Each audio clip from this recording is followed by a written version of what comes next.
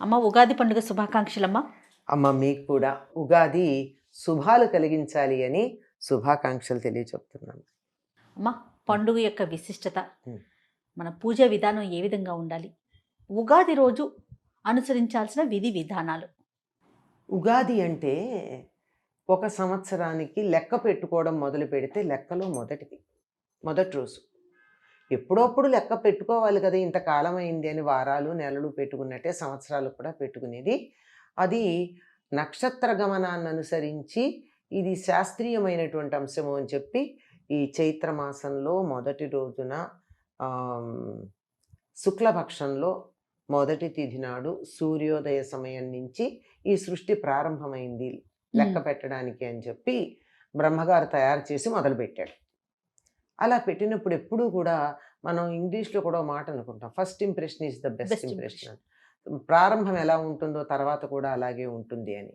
కనుక ఇది మొదలు గనక ఈనాడు అన్నీ కూడా శుభాలు కలగాలి అని చెప్పి మనకి మంచి కలిగించేటటువంటి అంశాలని మొదలు పెట్టుకుంటూ ఉంటాం మనం. ఈనాడు ఏం చెయ్యాలి అంటే అభ్యంగన స్నానం. అంటే బాగా నూనె పెట్టుకుని నలుగు పెట్టుకుని చక్కగా తల మీద నీళ్లు పోసుకోవడం వేడి నీళ్లతో. అంటే మిగిలిన రోజుల్లో చన్నీళ్ళు పోసుకునే వాళ్ళు కూడా వాళ్ళు వేడి నీళ్ళు పోసుకోవాలి. ఇది అభ్యంగన స్నానం. అభ్యంగన స్నానం అయిన తర్వాత కొత్త బట్టలు కట్టుకోవడం.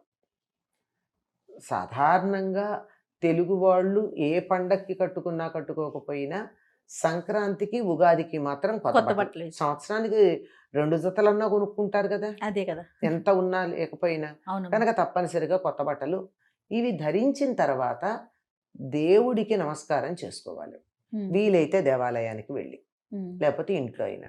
ఇది అయ్యాక ఉగాది పచ్చడి దేవుడికి నివేదన చేసింది తినాలి.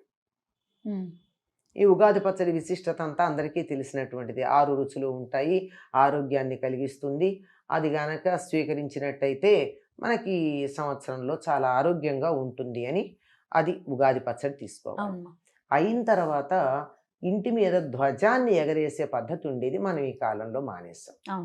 ఎందుకు ఎగరేస్తాము అంటే సంతోషాన్ని, విజయాన్ని సూచించటానికి ఇంటి మీద జెండా ఎగరేస్తాం. ఇప్పుడు మనకి ఎందుకో తగ్గింది, ఒక దేవాలయాల్లో మాత్రమే ఉంది, ఇళ్లలో చేయటం లేదు మనం.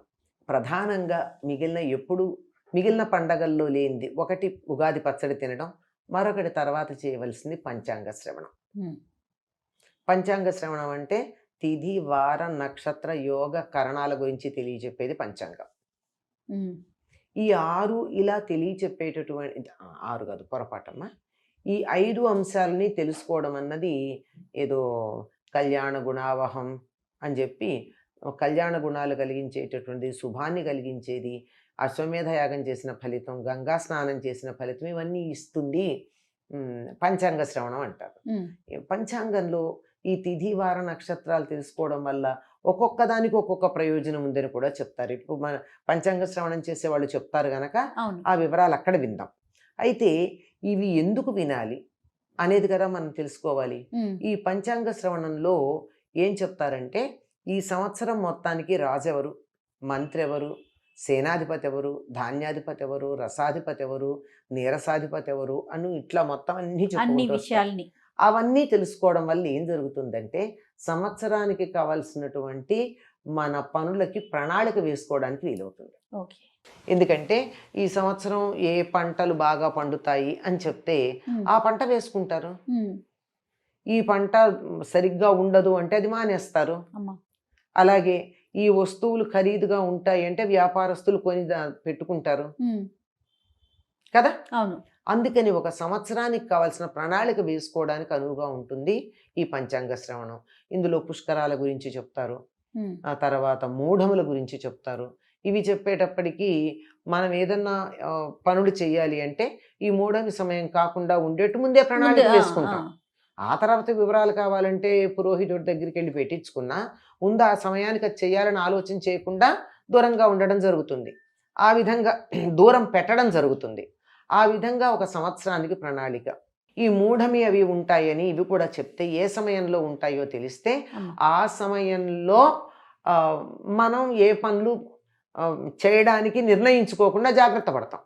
తీరా మనం ఫలానప్పుడు చేద్దామని వెళ్ళి పురోహితుడి దగ్గరికి వెడితే ఇదే మూఢం అండి అంటే అయ్యో అని అనుకోకుండా ఆ సమయాన్ని పక్కన పెట్టుకోవడానికి, ఈ విధంగా ఒక సంవత్సరానికి సరిపోయే ప్రణాళిక వేసుకోవడానికి ఈ ఉగాదిలో పంచాంగ శ్రవణం మనకి సహకరిస్తుంది. అట్లాగే ఆదాయ కందాయ ఫలాలు అవి చెప్పినప్పుడు జాగ్రత్తగా జాగ్రత్త ఉండటం. పడతాం. అవును. ఈ మనకు ఖర్చు ఎక్కువ అంటే పెద్ద పెద్ద పనులు ఏమీ పెట్టుకోకుండా ఉంటే రూపాయిలో అవ్వాల్సింది 10 రూపాయలు అవుతుందంటే, చిన్న ఖర్చులో పెడితే 10 రూపాయల పనే పెట్టుకుంటే 100లో అవుతుంది. ఆ!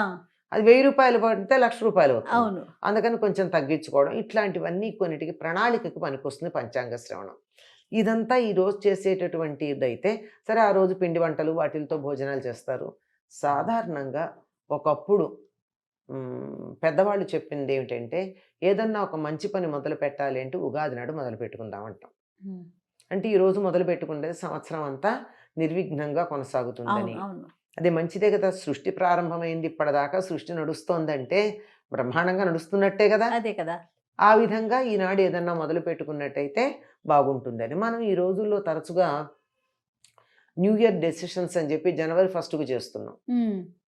కానీ దానికన్నా అది చెయ్యొద్దని నేనేం అంటలేదు. అదొక రకమైనటువంటి కాలగణనం. ఇది మరొక రకమైన కాలగణనం. మనం దీన్ని సంవత్సరానికి ప్రారంభంగా అనుకుంటాం గనక, హ్మ్. మనం చేయదలుచుకున్నటువంటి పనులు ఏమైనా ఉన్నా, ప్రణాళికలు ఏవైనా ఉన్నా, ఇవాళ తప్పనిసరిగా మొదలు పెట్టుకుని ముందుకు వెళ్ళటం బావుంటుంది. తప్పనిసరిగా ఇవాళ ఎలాగో కొత్త బట్టలు కట్టుకుంటాం.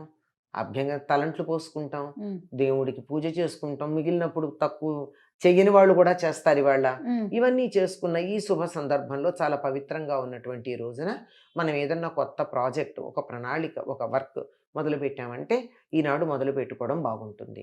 లేదా ఒక నిర్ణయం చేసుకున్నా బానే ఉంటుంది. ఈ సంవత్సరం నేను ఇలా ఉంటాను. లేదా ఇవాళ పొద్దున్నే లేచి రోజు పూజ చేసుకుంటాను.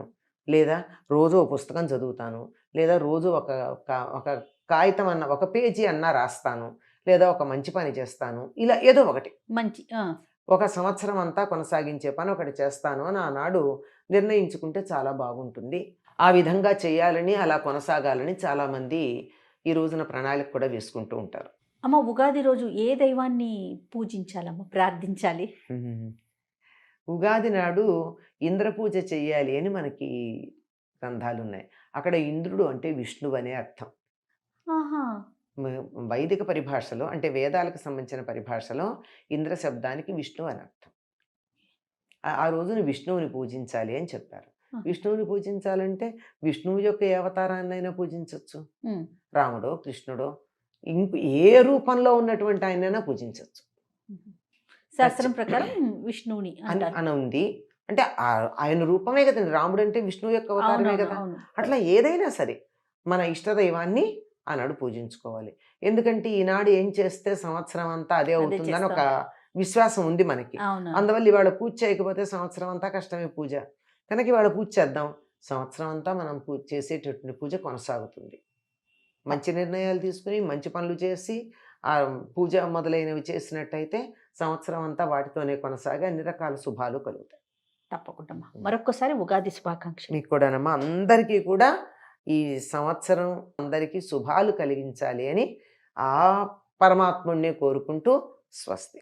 నమస్తే.